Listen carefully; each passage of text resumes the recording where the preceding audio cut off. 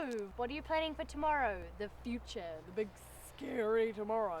I flipping had it up to here with a stupid tomorrow this, tomorrow that. You think I've had enough? You think I've had enough? You're flipping right I have. The jolly future, man. Ooh, global warming, we're slowly melting away. Ooh, animal cruelty, animals have a right, and we've been eating them for flipping years. Oh, and of course we're all meant to be scared of this orange-faced presidential giant, but really? Caroline, I don't give a stuff. The jolly flipping news. What's on tomorrow? Caroline. Seriously? Caroline, calm down.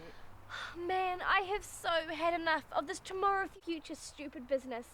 I have so had enough. So what are you doing tomorrow?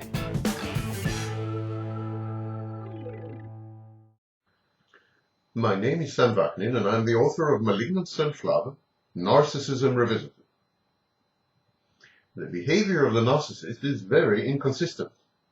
It is as though the narcissist has many personalities, not to say multiple personalities. How can this be explained? It is important to understand that deep inside, behind the facade and behind all the acting, the narcissist is chronically depressed and unhedonic.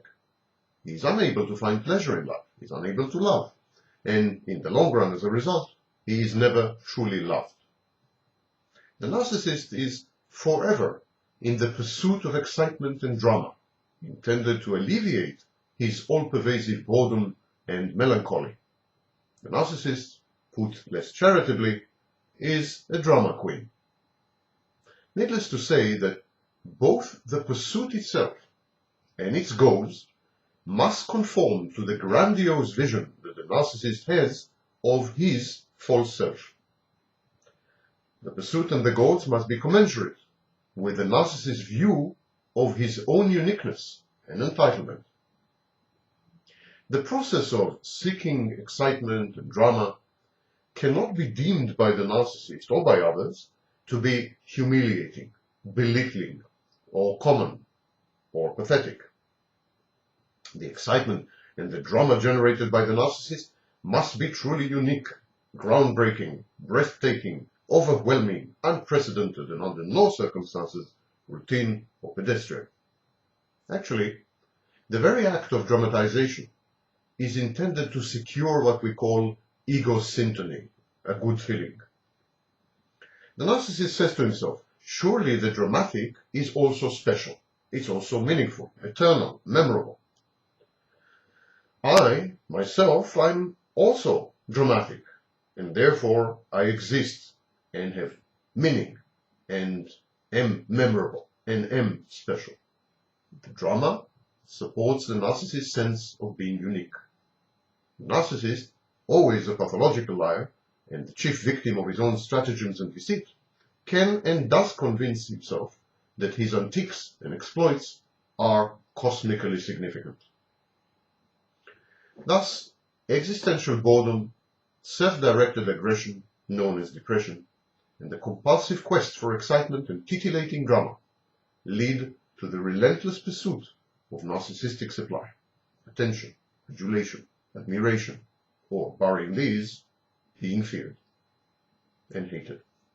The processes of obtaining, preserving, accumulating, and recalling narcissistic supply take place in something called the pathological narcissistic space.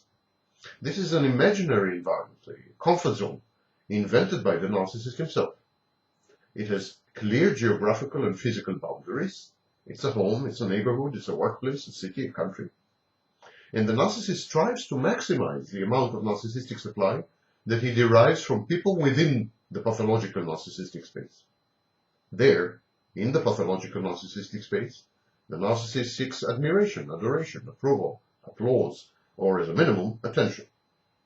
If not fame, then notoriety. If not real achievements, then contrived and imagined ones. If not real distinction, then concocted and forced uniqueness. If not to be loved, then to be feared or to be hated. Narcissistic supply substitutes for having a real vocation or avocation and actual achievements. It displaces the emotional rewards of intimacy in mature relationships and supplants them, substitutes for them. The narcissist is ruefully aware of this substitutive nature of narcissistic supply, of his own inability to have a go at the real thing. His permanent existence is in fantasy land, intended to shield him from his self-destructive urges. And paradoxically, this very feigned and fake existence only enhances his self-defeating and self-destructive behavior. This state of things makes the narcissist feel sad, depressed, enraged at his own helplessness in the face of his disorder, and furious at the discrepancy between his delusions of grandeur and reality, what I call the grandiosity gap. This state of things is the engine of his growing disappointment and disillusionment, his anhedonia and impotence, his degeneration, and ultimate ugly decadence as he grows old. The narcissist ages disgracefully, ungraciously. He is not a becoming sight as his defenses crumble and harsh reality intrudes, the reality of his own self-imposed mediocrity and wasted life. These flickers of sanity, these reminders of his downhill path, get more ubiquitous with every passing day of confabulated existence. The narcissist has a dam fending off reality, but gradually, as he grows older, cracks appear, some water drops penetrate, and then the flood, the avalanche, as he completely collapses in the face of overwhelming evidence of decay, mediocrity, lack of achievements, and complete ruination. The more fiercely the narcissist fights this painfully realistic appraisal of himself, the more apparent its veracity. Infiltrated by the Trojan horse of his intelligence, the narcissist's defenses are overwhelmed, and this is followed by either spontaneous healing or a complete meltdown. The narcissist's pathological narcissistic space incorporates people whose role is to applaud, admire, adore, approve, and attend to the narcissist. Extracting narcissistic supply from these people calls for emotional and cognitive investments, stability, perseverance, long-term presence, attachment, collaboration, emotional agility, people skills, and so on. All these things are in short supply with the narcissist. But all this inevitable toil contradicts the deeply ingrained conviction of the narcissist that he is entitled to special and immediate preferential treatment. The narcissist expects to be instantaneously recognized as outstanding, talented, and unique. He does not see why this recognition should depend on his achievements and efforts. He feels that he is unique by virtue of his sheer existence. All he has to do is be there to be recognized. He feels that his very life is meaningful, that it encapsulates some cosmic message, mission, process. Narcissistic supply obtained through the investment of efforts and resources, such as time, money, and energy, is to be expected, routine, mundane. In short, such supply is near useless. Useful narcissistic supply is obtained miraculously, dramatically, excitingly, surprisingly, shockingly, unexpectedly, and simply by virtue of the narcissist being there. No action is called for as far as the narcissist is concerned. Cajoling, requesting, initiating, convincing, demonstrating, and begging for supply are all acts which starkly contrast with the grandiose delusions of the narcissist and his self-perception. The narcissist feels that he should not have to beg, or to ask, or to initiate, or to convince, or to cajole, or to beg for supply. It has to come his way automatically. It has to flow merely because he exists. Additionally, the narcissist is simply unable to behave in certain ways, even if he wants to. He cannot get attached. He cannot be intimate, persevere, be stable, predictable, or reliable, because such conduct contradicts his emotional involvement prevention mechanisms or measures. This is a group of destabilizing behaviors intended to forestall future emotional pain inflicted on the narcissist when he is inevitably abandoned or when he fails. If the narcissist does not get attached, he cannot be hurt. He will not endure pain. If he is not intimate, he cannot be emotionally blackmailed, and he will not go through the pangs and pines of abandonment.